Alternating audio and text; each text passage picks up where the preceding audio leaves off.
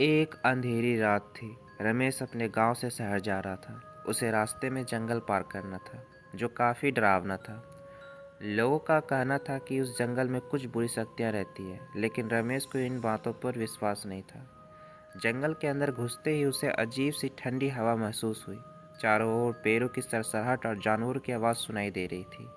रमेश तेजी से आगे बढ़ने लगा, लेकिन अचानक उसे किसी कदमों की आहट सुनाई दी।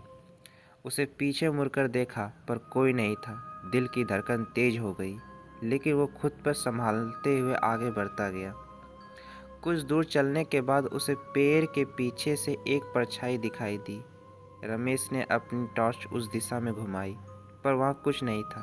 तभी अचानक एक ठंडी आवाज़ सुनाई दी, तू यहाँ क्यों आया है? रमेश का शरीर जैसे पत्थर का हो गया। उसने इधर उधर देखा, लेकिन कोई नहीं था। उसकी सांसें तेज हो गई थी। रमेश भागने लगा, पर उसके पैर जैसे जमीन से चिपक गए। तभी एक सफ़ेद साया उसके सामने खड़ा हुआ। उसे साये का चेहरा बिल्कुल काला था और उसकी आंखें खून की तरह लाल थी।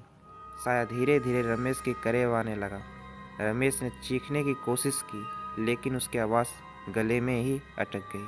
अगले दिन सुबह गांव के लोगों ने रमेश की लाश जंगल के किनारे पाई। उसका चेहरा डर के मारे सफ़ेद पड़ चुका था और उसकी आंखें खुली हुई थी, जैसे वो आखिरी समय में किसी भयानक चीज़ को देख रहा हो।